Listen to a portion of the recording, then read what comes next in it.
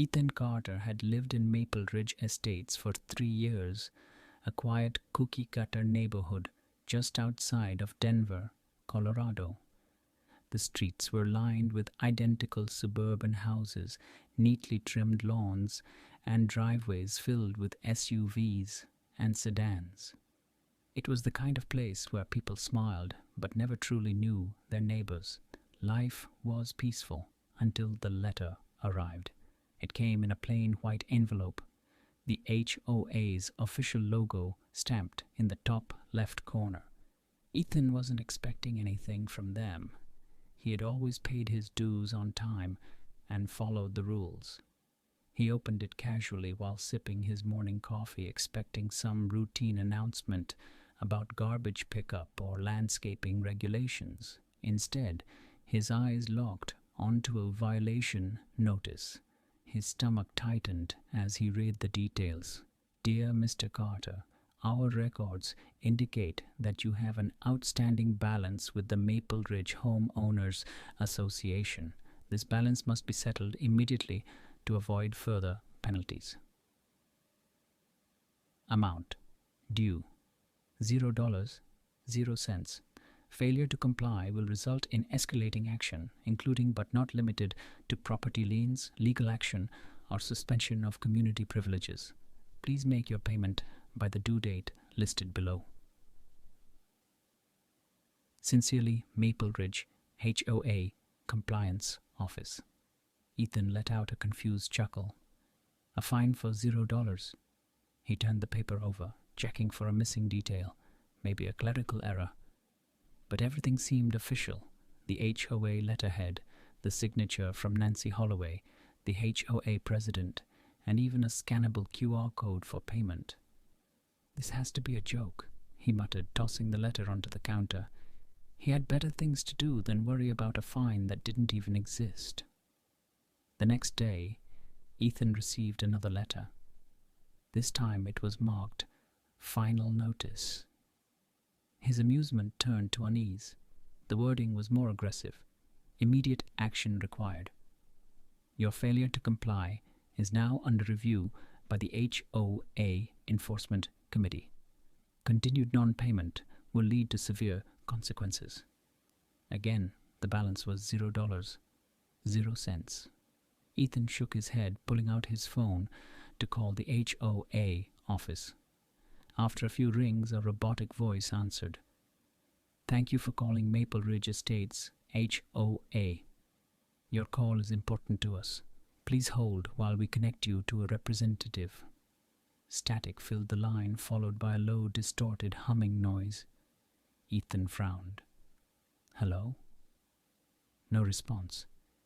He waited, but the sound only got louder. Frustrated, he hung up and decided to visit the HOA office in person. Maple Ridge's HOA building was a small, windowless structure near the entrance of the community, painted the same dull beige as every house in the neighborhood. Ethan had only been inside once to sign his initial agreement papers. The place had always given him a strange feeling, like a government office that didn't quite belong. When he stepped inside, the air smelled stale, like old paper and something metallic. A woman sat at the front desk, typing on a keyboard that didn't make any sound. Her nameplate read, "Nancy Holloway." Ethan cleared his throat. "Hi, I got a fine notice, but the amount is $0. I just want to make sure this isn't some mistake." Nancy looked up at him with a blank expression. Her eyes were too wide, too still. "There is no mistake, Mr. Carter." Ethan raised an eyebrow. "But there's nothing to pay." Nancy's lips curved into a tight, almost unnatural smile. "That is incorrect. The fine must be paid." Ethan let out a forced laugh, waiting for her to clarify, but she just kept staring, her fingers still moving over the silent keyboard.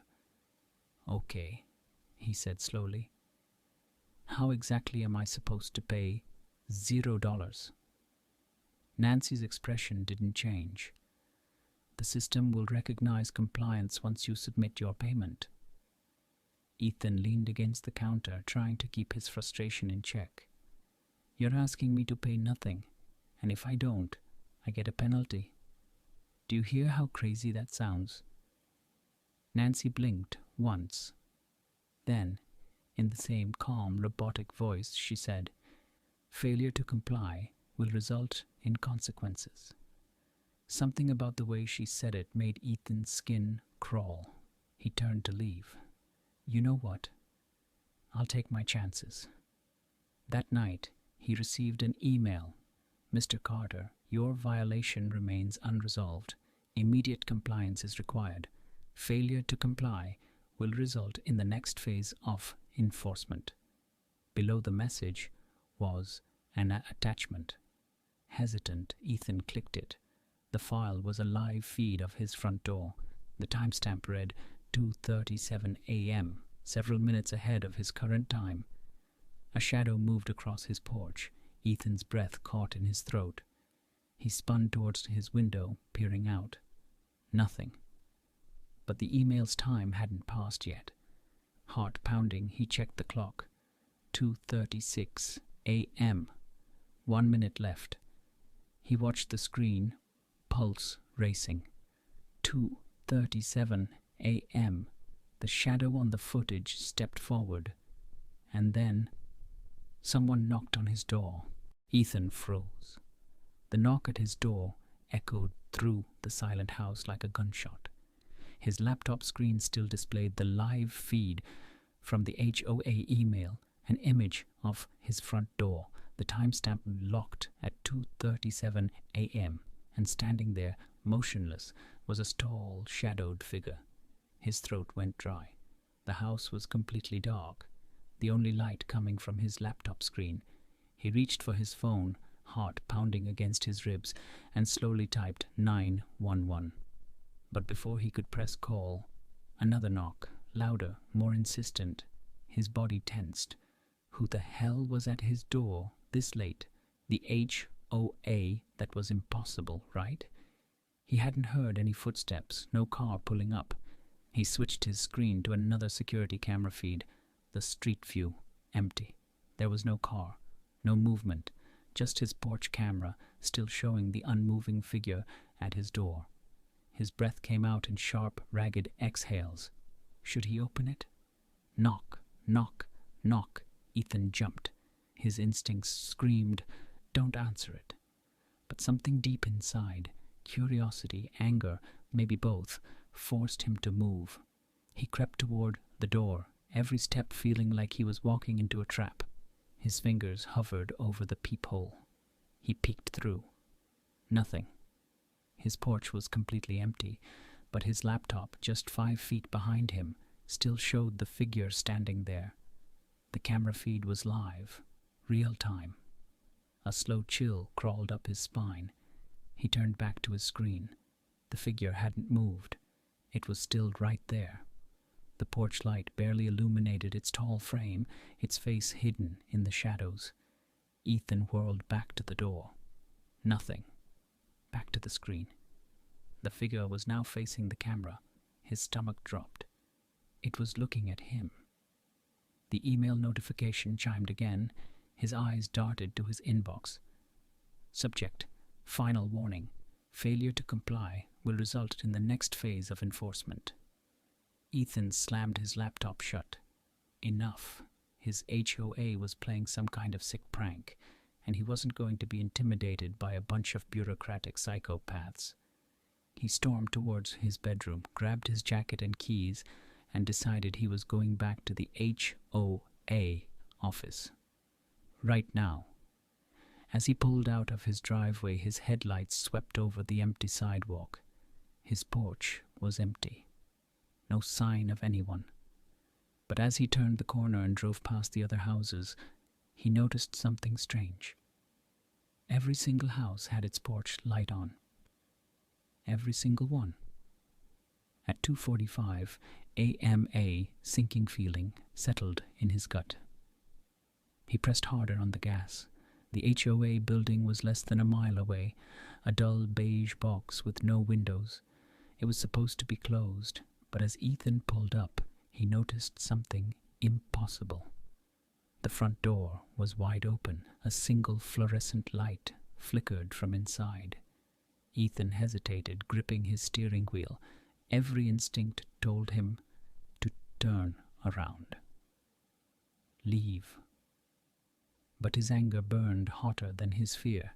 He stepped out of his car and walked inside. The moment he crossed the threshold, the door slammed shut behind him. The air was thick, stagnant. He stepped forward cautiously, the faint hum of fluorescent lights overhead buzzing in the silence. The receptionist's desk was empty, the same desk where Nancy Holloway had been sitting just hours ago. But now there was something on the counter, a single white envelope. His name was on it. Ethan picked it up, hands trembling slightly. He ripped it open, eyes scanning the letter inside. You have been selected for compliance processing. Please proceed to the basement level immediately. His pulse quickened. Basement? There was no basement in this building, at least not one that was public. He glanced around. The office was eerily still. Then, a quiet click. A door behind the receptionist's desk swung open. Leading down, Ethan took a step back. Number, absolutely not. His phone buzzed. A text message. Unknown number. Proceed to the basement. Non-compliance is not an option. A chill gripped his spine. This wasn't just some HOA fine anymore. Something bigger was happening here. He looked toward the open door. A long, dark staircase led downward, disappearing into a pitch-black void. A sound echoed from below. Footsteps coming up. Ethan's breath hitched as the sound of footsteps crept up from the darkness below. Slow, deliberate. The kind of steps that weren't rushed, because whoever was down there knew he wasn't going anywhere. His fingers clenched around the letter, the crisp paper now damp with sweat. Every rational part of his brain screamed, "Run. Get out. Leave the damn HOA office and never look back." But his legs didn't move. The basement door stood open in front of him, a gaping black void swallowing the faint light from the office above. He couldn't see what was down there, but he could hear it, the quiet, steady shuffle of feet against concrete. He glanced at his phone again, the last text still glowing on the screen. Proceed to the basement. Non-compliance is not an option. His heart pounded against his ribs. Screw this. He turned back toward the entrance, gripping the handle of the front door. Locked. He yanked harder. Still locked. His phone vibrated again. Another text. Unknown number. The door will not open. Proceed. His stomach twisted. How were they watching him? He scanned the small office, eyes darting to the corners, looking for cameras. Nothing.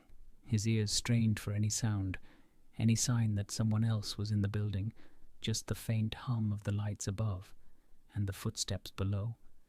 Then the sound stopped. The silence was somehow worse. His fingers trembled as he turned back to the open door, leading downstairs. He hesitated at the top of the stairs, peering into the thick, suffocating darkness below. The air drifting up smelled damp, stale, like the inside of an old, sealed-off basement. And then, from somewhere deep in the shadows, he heard it. A whisper. Compliance is required. Ethan's skin crawled. The voice was low, distorted, as if spoken through an old radio. His pulse jackhammered in his chest. He didn't want to go down there. He shouldn't go down there. But the door was locked, and whoever was watching him clearly wasn't going to let him leave. Slowly he took the first step. The old wood creaked beneath his foot. Then another step, and another.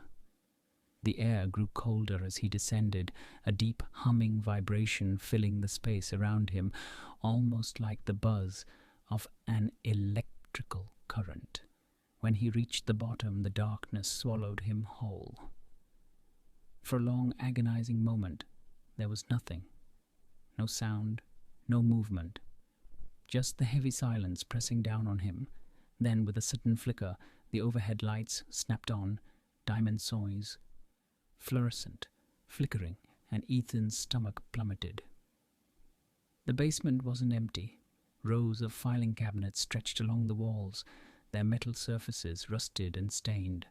A single, long metal table sat in the middle of the room, and standing beside it, Nancy Holloway, her blank, too wide eyes locked onto his. She stood perfectly still, her hands folded neatly in front of her. Behind her, along the far wall, was a massive floor-to-ceiling filing system. Ethan swallowed hard. "What the hell is this?" His voice sounded small in the dead, stale air. Nancy tilted her head slightly, her unnatural smile never fading. "Compliance must be completed." Ethan took a cautious step forward, his eyes scanning the rows of files behind her.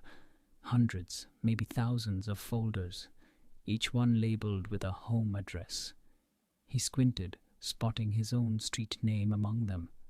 Then, his own house number. A chill ran down his spine. He stepped closer, reaching for the file labeled Carter, Ethan.